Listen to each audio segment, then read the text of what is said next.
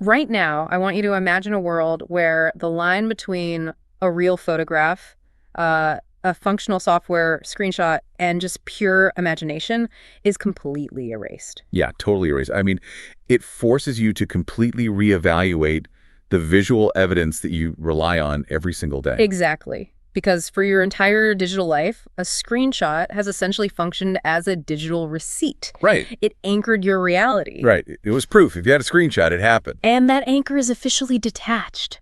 Your mission today on this deep dive is to unpack a really rigorous head-to-head test from the YouTube channel AI Search. Yeah, they did an incredible breakdown. They really did. They took the newly dropped ChatGPT Images 2.0, which we will just call GPT Image 2 for this. Makes sense. And they threw it in the ring with Google's Nano Banana Pro.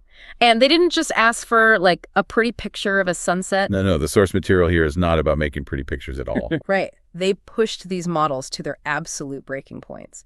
We are talking complex, multi-layered prompts to figure out which one is actually a useful tool for you, the listener. Just to set the stakes for you here. Historically, AI image generators have profoundly struggled with fine details. Oh, massively. Right, like Yeah. they could make a beautiful sweeping landscape, sure, but ask for coherent text or, accurate user interface formatting or basic spatial awareness, and the illusion just instantly shattered. The letters would look like alien hieroglyphics. Exactly.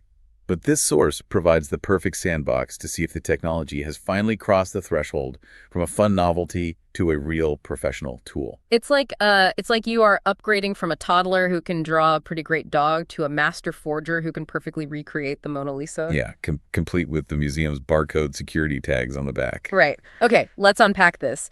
We are starting with the absolute hardest thing for a machine to fake, which is text and user interfaces. Well, because text and UI require strict adherence to rules, there is zero room for creative interpretation when an AI is rendering the English alphabet. Yeah, or the layout of a web browser. Right. It either knows the exact structural layout or it fails completely. And the channel AI Search tested this by giving these models a prompt to create a grid of 100 anime movie and show posters. One single image, right? Yes, one single image containing a 100 poster grid. And GPT Image 2 absolutely nailed the characters. Wait, really? Like all of them? Yeah, I mean, it nailed things like Spirited Away, Attack on Titan, Demon Slayer, and the text. You could literally zoom in and read the titles. Oh, wow. That is impressive. It was crazy, but then you look at Nano Banana Pro, and it completely failed on the resolution. I'm guessing it just turned into a blur. Worse, it gave Goku this terribly distorted face, and the text was just riddled with these bizarre misspellings. Right, which points directly to a classic resolution bottleneck. A bottleneck? What do you mean by that? Well, think of processing power like a blanket.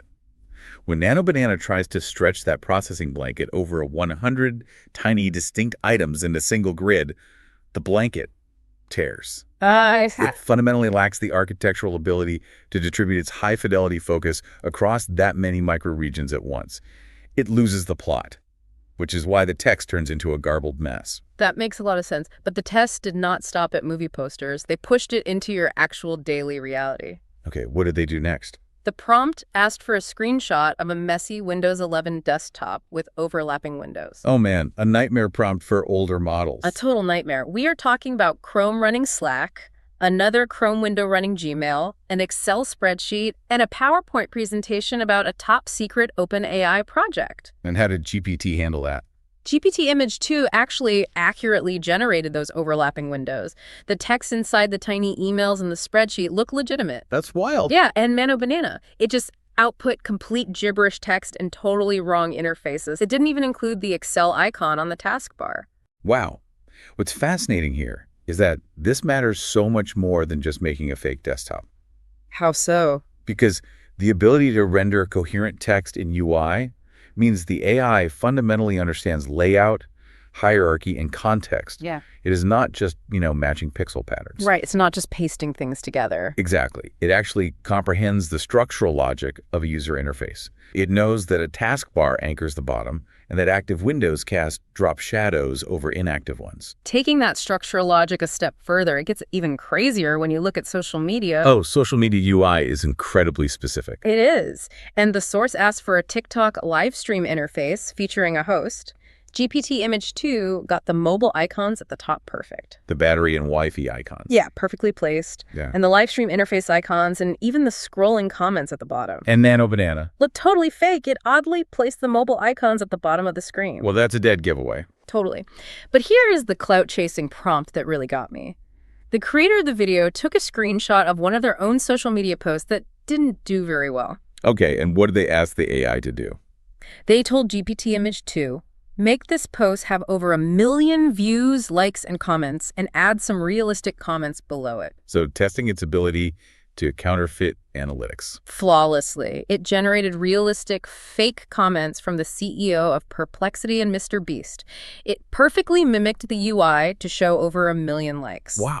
Now, it did make one hilarious logical error. It showed fewer total views than likes. Which obviously defies the laws of mathematics. Right. You can't have more likes than people who actually saw the post. Yeah, that's pretty funny. But aesthetically, it was a perfect counterfeit. Nano Banana completely failed the formatting. So I have to ask, if it can perfectly fake a viral post or even a messy handwritten essay. Which they also showed in the video, right? Yes. So should we be worried about the death of the screenshot as proof on the internet?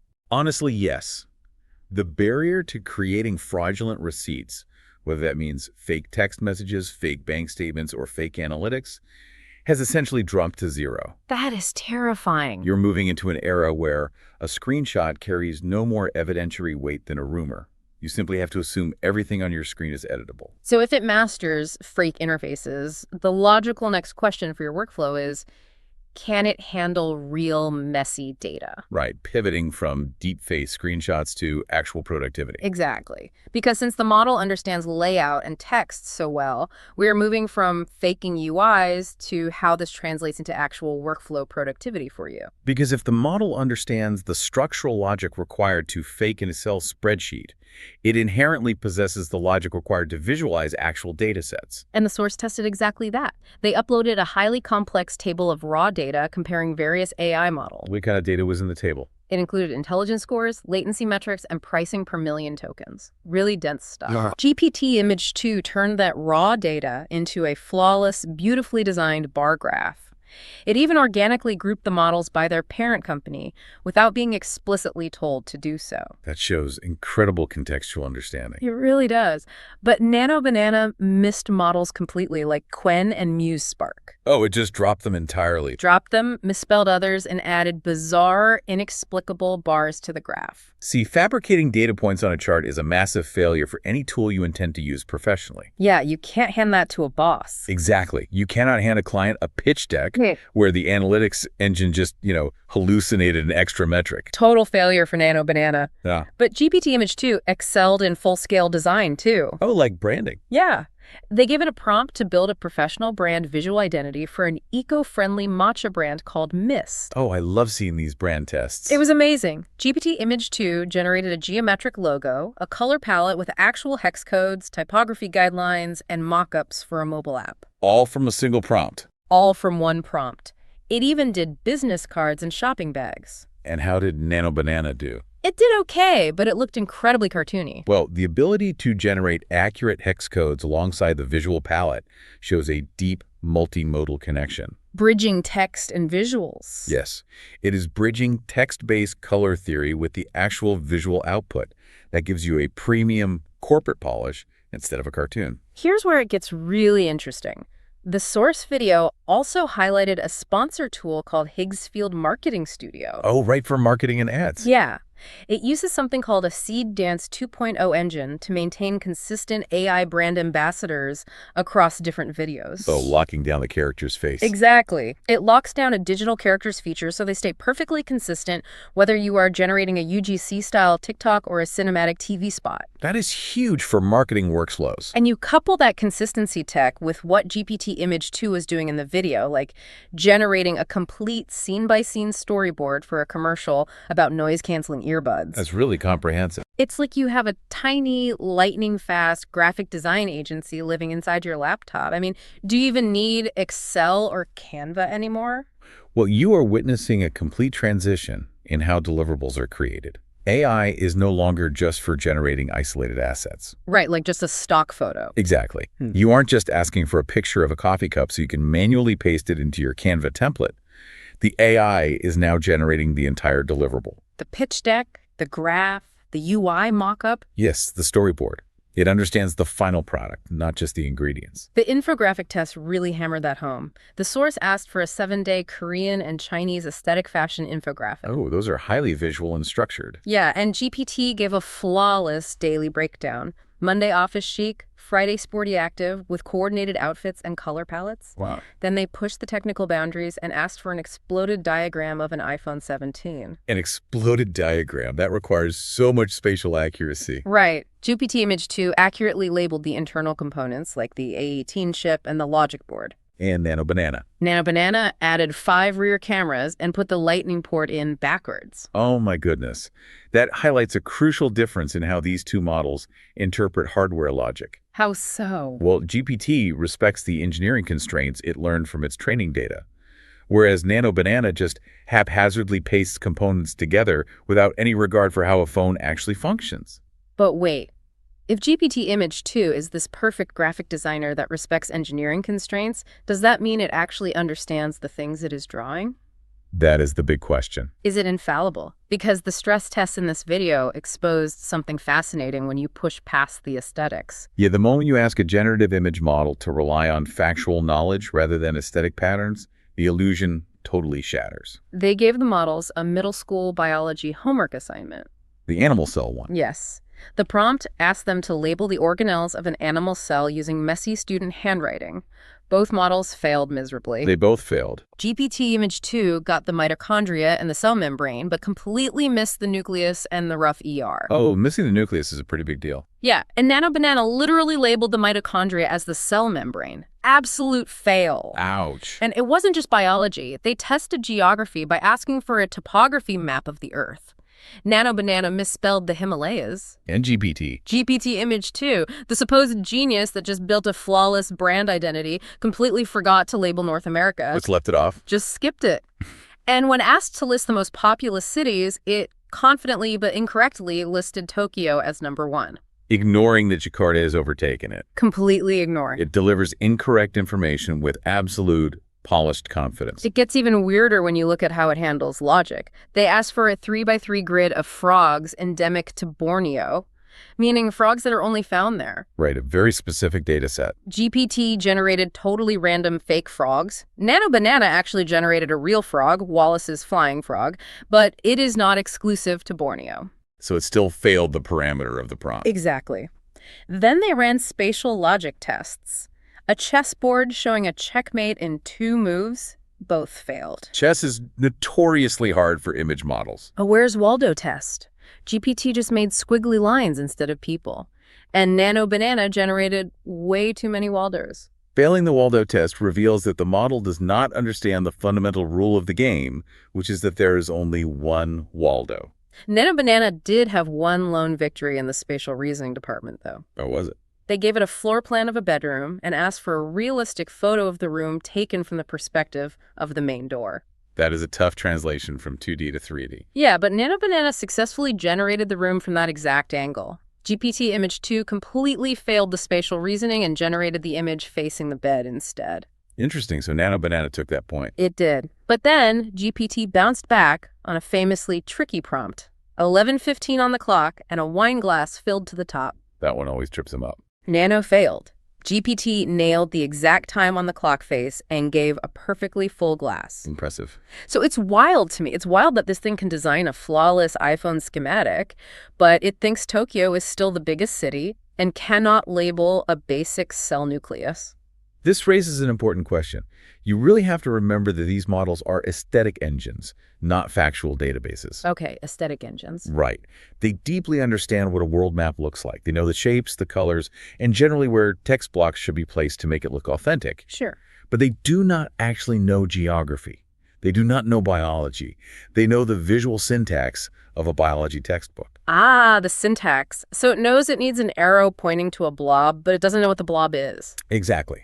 You have to use these tools for presentation, for formatting, for visual ideation, the moment you rely on them for factual research or logical reasoning. Like solving a chess puzzle or passing a biology test. Exactly. You are essentially using a hammer to turn a screw. So, Knowing the highs and the lows, having seen all this, we need to know exactly how you, the listener, can get your hands on this tech and what the specifications look like. The accessibility is actually one of the most compelling parts of this update. Especially considering the professional-grade output you are getting. The video broke down the access tiers perfectly. GPT Image 2 is available right now for free inside regular ChatGPT. Okay, so totally accessible. Yes, but if you are on the free tier, you get about 3 to 5 tries a day, and it outputs at 1K resolution. Still pretty good. It is. If you are on a paid plan or using the API, you get 2K resolution, and it supports incredibly cool non-standard aspect ratios. Oh, that is a big deal for creators. Huge. You literally just type 16.9 in your prompt. The video showed a 3.1 ultra-wide shot of a guy doing a slam dunk. Nice. And a 1.3 vertical panoramic shot of a busy Asian city. Freeing you from the standard square box that older models forced you into really changes the entire utility of the tool. You can finally generate a banner image that actually fits your website header without having to crop and totally ruin the composition. But there is a catch. It has a native knowledge cutoff of December 2025. Meaning the static training data, the frozen snapshot of the internet it learned from, ends there. But the channel creator pointed out an amazing workaround. You can couple the image generator with ChatGPT's thinking model, like the agent mode. Oh, right.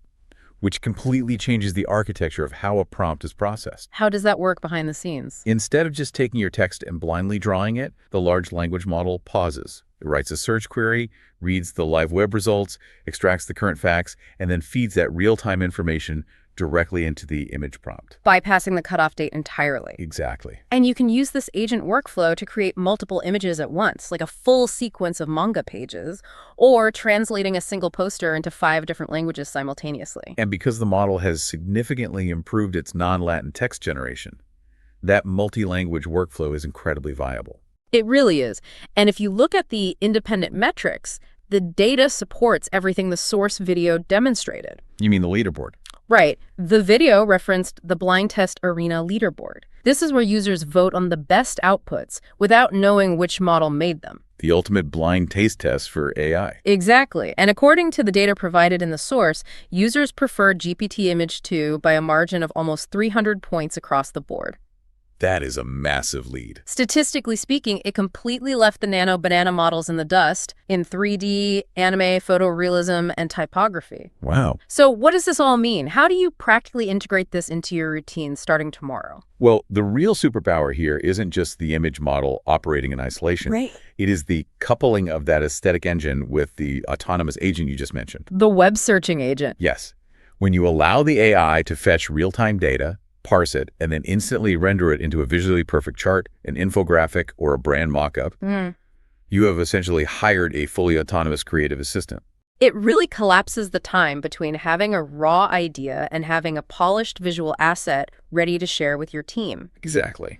Just to recap the core takeaway from this deep dive, GPT Image 2 is an incredibly powerful tool. It is an absolute beast that has lapped the competition in rendering text, UIs, and professional materials. Oh, definitely. Yes, it will absolutely fail your biology homework and forget where North America is, but for almost everything else, it is a game changer. Yeah, a total game changer. Whether you are trying to fake a manga fight where Naruto is shouting, "Let's settle this," or you are building a startup brand from scratch, or you just need to turn a boring table into a gorgeous chart, you now have a master-level tool at your fingertips, basically for free. If we connect this to the bigger picture, you are entering a very strange, paradoxical era. What do you mean by that?